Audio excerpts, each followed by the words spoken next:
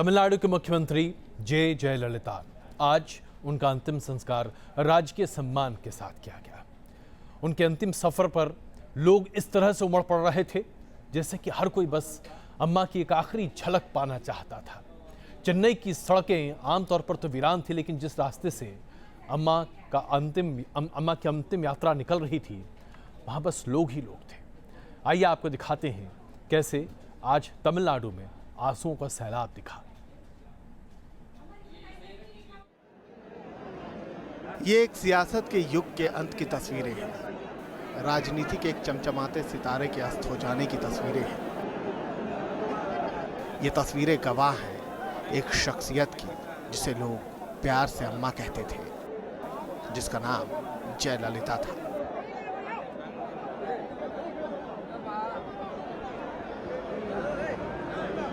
चेन्नई के मरीना बीच में शायद ही लोगों ने इस तरह की तस्वीरें पहले कभी देखी हों। जयललिता के अंतिम सफर का गवाह बनने के लिए मानो पूरा शहर मरीना बीच पर उतर आया हो। शाम करीब 5:30 बजे जयललिता का पार्थिव शरीर मरीना बीच पर पहुंचा, जहां उन्हें पूरे राजकीय सम्मान के साथ आखिरी विदाई दी गई। राजकीय सम्मान के बाद मरीना बीच पर पहुंचे वीआईपी नेताओं ने जयललिता को श्रद्धांजलि दी। वेंकैया नायडू से लेकर राहुल गांधी तक जयललिता के आखिरी सफर के गवाह बने। जयललिता की परछाई मानी जाने वाली शशिकला इस दौरान भी उनके साथ नजर आई। हिंदू रीति रिवाज के साथ जयललिता का अंतिम संस्कार शुरू किया गया। जयललिता की करीबी शशिकला ने ही आखिरी संस्कार की रस्में निभाई। शव को एक ताबूत में रखा गया, उसमें चंदन की लकड़ियां डाली गई और फिर ताबूत को बंद कर दिया गया।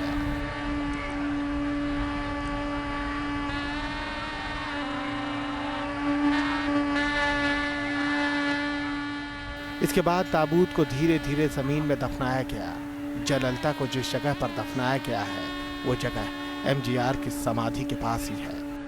करीब 1 घंटे तक चले अंतिम संस्कार में लोग रोते हुए नजर आए। लोगों की आंखों में अपने नेता के चले जाने का गम साफ नजर आ रहा था। जयललिता की अंतिम विदाई के साथ तमिलनाडु की एक ताकतवर सियासत के युग का भी अंत हो गया है।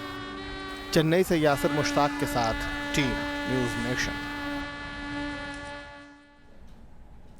बहुत कम ऐसा होता है कि जब एक बड़ा वृक्ष गिर जाए या एक बहुत बड़े व्यक्ति की मृत्यु हो जाए तो उसके बाद आम आदमी सड़कों पर स्वतः निकल पड़े। जयललिता की अंतिम यात्रा में जहां वो रखी गई थी, जहां उनके अंतिम दर्शन के लिए उन्हें रखा गया था, वहां से लेकर मरीना बीच तक ऐसा लग रहा था कि सड़क पर आप बस 1 इंच जमीन नहीं देख सकते। लोग हर तरह से भरे पड़े थे और हर कोई बस जयललिता की इस आखिरी सफर में उनके साथ कंधे से कंधा मिलाकर दिखना चाहता था, होना चाहता था। आइए आपको दिखाते हैं क्या वाकई में ऐसा जन सैलाब आपने देखा है हाल फिलहाल।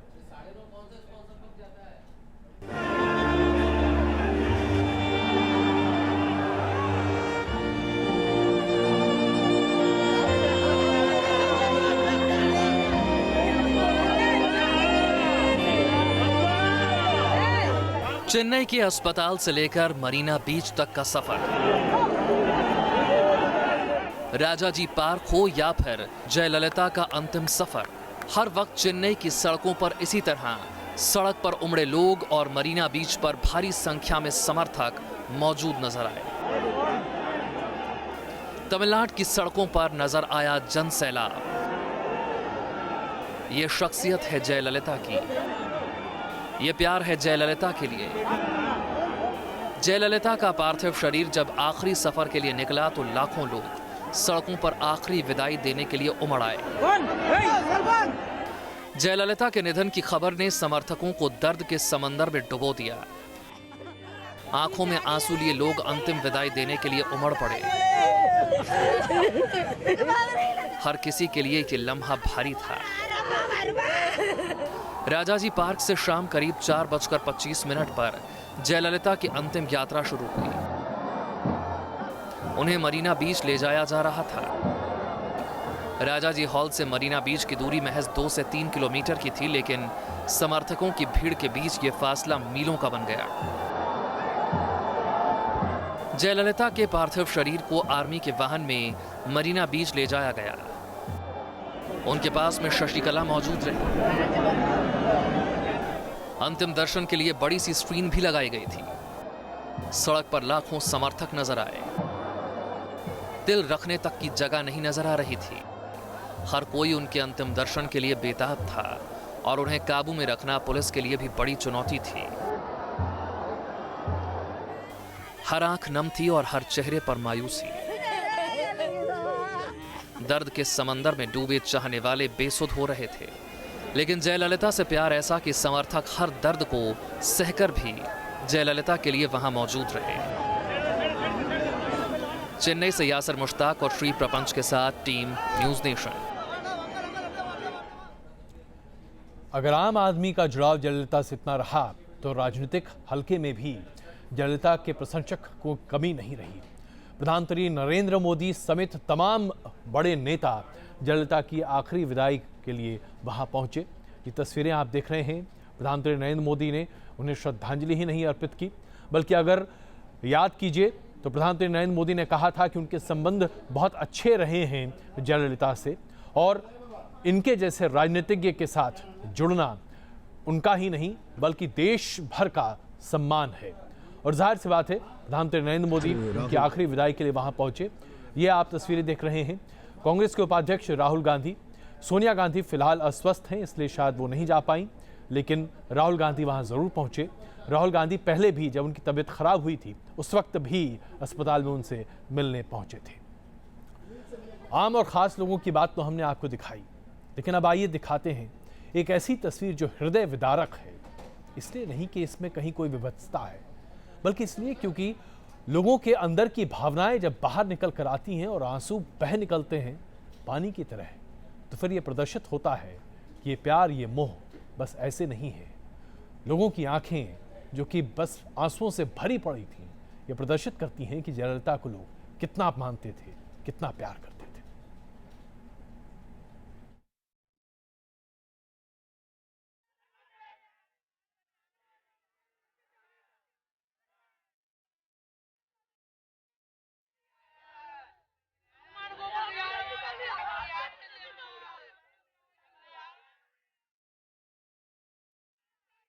किसी के लिए वो अम्मा थी। बाबा इतना दिन तो सितम गुजार के अम्मा चले गए, हमको बहुत दुख है बाबा, हम कैसा संभाल सकते हैं।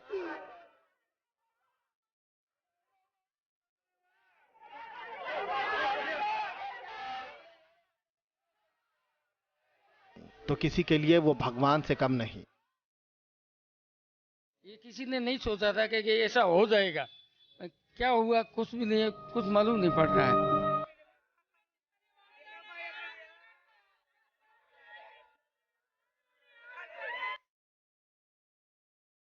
किसी के लिए वो मसीहा थी तो किसी के लिए सगी माँ जैसी। मेरी माँ चले गए हमको छोड़ के, हमको अनाथ करके चले गए, हम अनाथ बन गए।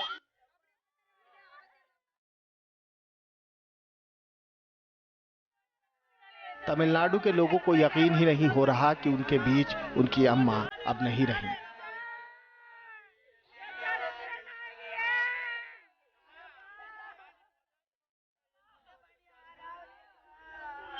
जयललिता तो इस दुनिया में नहीं रही, लेकिन अपने पीछे छोड़ गई आंसुओं का सैलाब।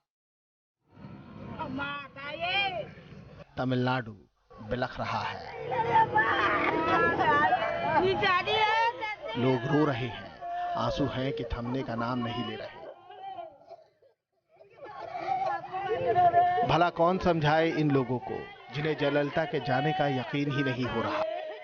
कोई छाती पीट पीट कर रो रहा है तो किसी के लिए तो मानो दुनिया ही उजड़ गई। जयललिता के निधन की खबर सुनकर हर कोई जैसे राजा जी हॉल की ओर दौड़ पड़ा। हर किसी की बस एक ही ख्वाहिश, अम्मा को नजर भर देख लेना।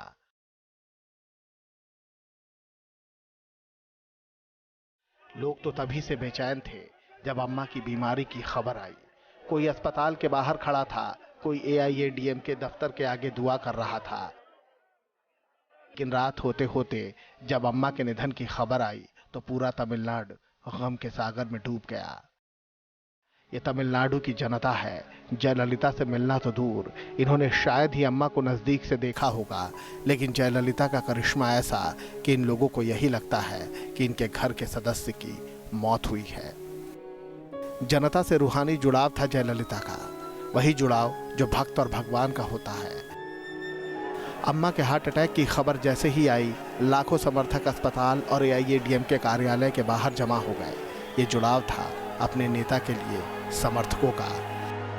इस हद तक का जुड़ाव बहुत कम सियासतदानों को नसीब होता है, लेकिन जयललिता ऐसे ही नेताओं में से एक थी। यूं तो जयललिता सख्त मिजाजों वाली नेता कही जाती थी, लेकिन आम लोगों के साथ उनका रिश्ता किस तरह का था? लोग उन्हें अम्मा क्यों कहकर पुकारते थे? क्यों तमिलनाडु के लोगों के लिए जयललिता भगवान जैसी थी? इन सब बातों का जवाब इन लोगों के आंसू हैं, जो जयललिता और आम लोगों का रिश्ता बयां कर रहे। चेन्नई से यासिर मुश्ताक और श्री प्रपंच के साथ टीम न्यूज नेशन। तमिलनाडु की जनता की आंखों से बहे ये आंसू बयां करते हैं कि कैसे उनके मन में बसती थी जयललिता।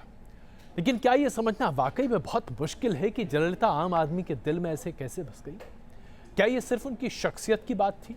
क्या ये उनकी राजनीति थी?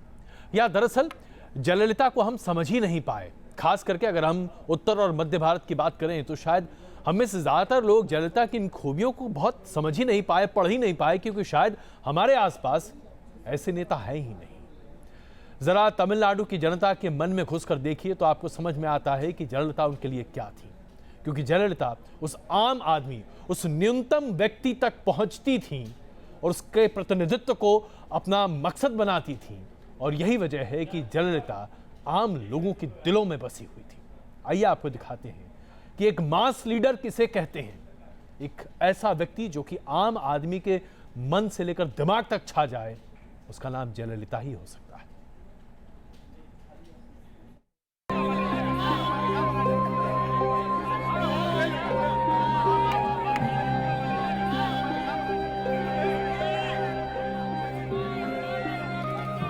जब से जयललिता के निधन की खबर आई, तमिलनाडु मानो थम सा गया। सड़कें वीरान हो गईं, दुकानें बंद हो गईं, लोग रोने लगे, लोग विलाप करने लगे। बेकाबू समर्थकों को रोकने के लिए पुलिस को लाठीचार्ज भी करना पड़ा। एक नेता के निधन पर लाखों लोगों की भीड़ अंतिम दर्शन को उमड़ पड़ी। हर कोई अपनी नेता के अंतिम दर्शन के लिए बेताब था।